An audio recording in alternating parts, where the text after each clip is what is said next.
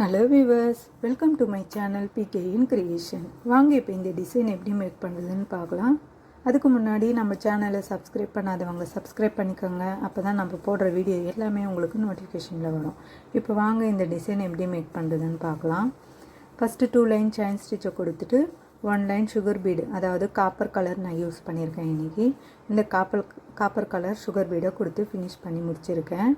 இதுக்கு அடுத்தபடியாக அதுக்கு அடுத்த லைனில் ஒரு காப்பர் கலர் சுகர் பீடையும் 4 mm காப்பர் கலர் பீடையும் மறுபடியும் சுகர் பீடு, அதுக்கப்புறம் பேர்லு, அதுக்கப்புறம் சுகர் பீடு, இந்த மாதிரி மாற்றி மாற்றி எடுத்துகிட்டு 1 லைன் கொடுத்துருக்கேன். பாருங்கள், ஃபஸ்ட்டு வந்து சுகர் பீடும் காப்பர் கலர் பீடும், அதுக்கப்புறம் பேர்லும் சுகர் பீடும், அதுக்கப்புறம் 4 mm பீடும் சுகர் பீடும், இந்த மாதிரி கொடுத்துட்டு 1 லைன் ஃபினிஷ் பண்ணியிருக்கேன்.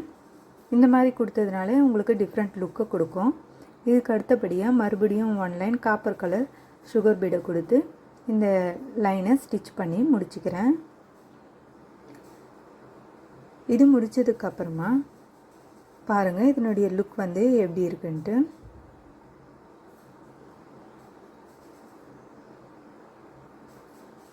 இது முடித்ததும் நான் இன்றைக்கி வந்து ஒரு பேப்பரில் வந்து திலகம் ஷேப்பில் ட்ரா பண்ணிவிட்டு அதை வந்து கட் பண்ணி எடுத்திருக்கேன். இந்த மாதிரி எடுத்துகிட்டு நீங்கள் ட்ரா பண்ணிங்கன்னா உங்களுக்கு அந்த ஷேப் வந்து மாறாமல் கிடைக்கும். இதே மாதிரியே நான் ஃபுல்லாகவுமே இந்த திலகம் ஷேப் இருக்கிற அந்த பேப்பரில் இருந்து நான் ட்ரா பண்ணி இந்த நெக் பூராவுமே நான் ட்ரா பண்ணி முடிச்சுக்கிறேன். இதில் நடுவில் வந்து நான் ஒரு 1 லைன் வந்து வரைஞ்சிக்கிறேன். இது முடித்ததுக்கப்புறமா நான் இன்றைக்கி சுகர் பீடையும் பேர்லையும் யூஸ் பண்ண போகிறேன்.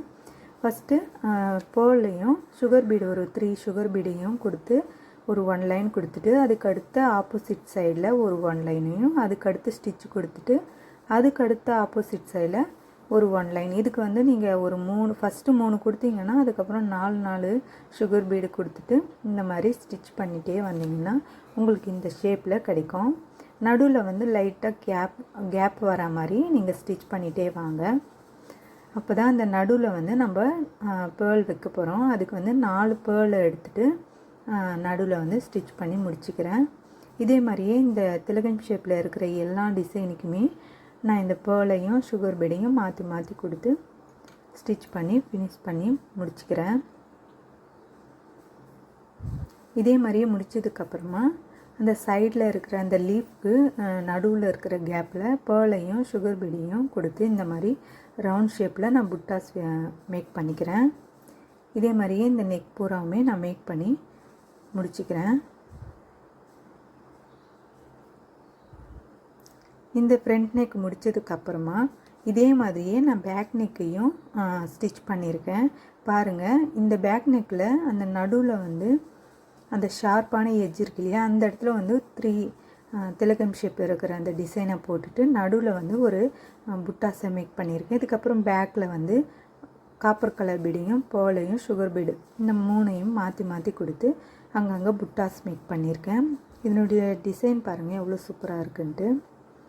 இதே மாதிரியே ஸ்லீவ்ஸ்க்கும் நான் நடுவில் மட்டும் அந்த 3 திலகம் ஷேப்பில் இருக்கிற அந்த ஃப்ளவர் டிசைனை மேக் பண்ணிவிட்டு அங்கங்கே காப்பர் கலர் பீடையும் பேர்லையும் சுகர் பீடு இந்த 3ஐயும் மாற்றி மாற்றி கொடுத்து புட்டாஸ் ஃபினிஷ் பண்ணி முடிச்சிருக்கேன்.